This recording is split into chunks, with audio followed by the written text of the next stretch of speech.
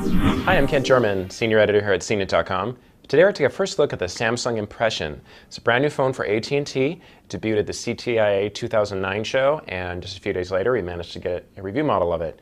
It did win our favorite phone of CTIA 2009, and after a look I can say that still really like it a lot.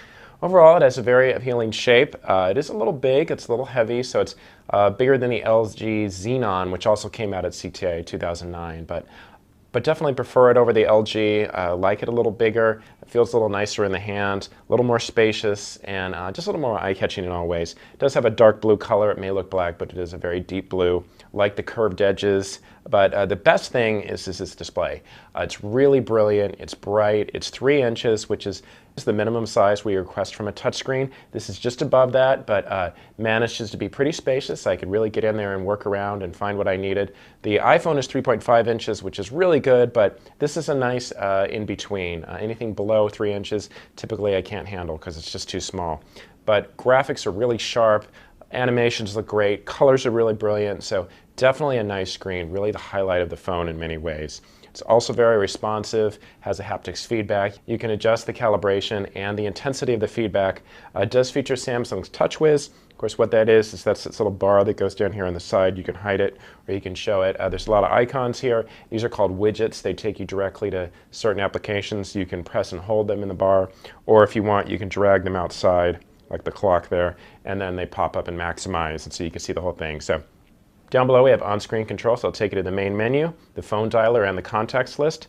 Main menu is pretty simple, just icon-based. It's pretty easy to use. Icons are large. Had no problem going in and finding what we needed. The phone dialer will be your primary interface for dialing numbers if they're not in your contacts menu. I did find that the numbers on the controls were pretty big. There is letters as well, so you can use this to tap out text messages. Not really sure why you'd want to when you have a full keyboard, but the option certainly is available. 3 physical controls down below. You have a talk and power button and a clear key. Here on this side you have a volume rocker. This button will turn on some on-screen shortcuts that will take you to various functions like the phone dialer, messaging, web browser, things like that.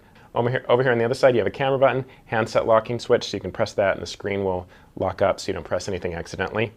Here in the back there is the camera lens. It is a 3 megapixel camera, which is nice. No flash though, which is disappointing. Also no self-portrait mirror.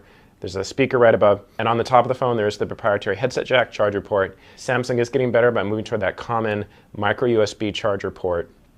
So it is disappointing though, we still see the proprietary jack. That means you can only use one at a time, headset or the charger. Of course you can't use your own headset unless you get a adapter. The micro SD slot is behind the battery cover. You don't have to remove the battery as well. To expose the keyboard, turn the phone on its side, slide it up. You'll see that the orientation of some things on the display changes automatically. The icons on the TouchWiz bar do, so as we move back and forth you can see that they do that. The only thing that doesn't change is the wallpaper. I found it just a little bit disconcerting. Felt that I was kind of looking at the thing a little askew, but you'll get used to that. Here we can see that the keyboard is pretty roomy. It's spacious. I really liked it in a lot of ways. The buttons are pretty flat with the surface of the phone, which is to be expected since they have the slider action there. The only problem I had is there are not a lot of shortcut keys, so the only thing is the messaging button down below, but there is the symbol key you can see here, function, shift. Spacebar is just a little bit small, but it's not too bad overall. And there are navigation keys right here for scrolling through the menu.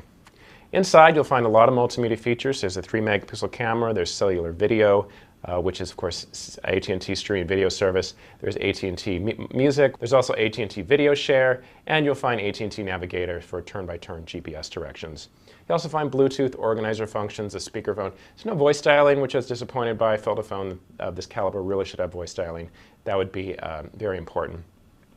It is a 3G phone, UMTS, it's not HSDPA, but it is quad band, so you should be able to get calls in most countries around the world.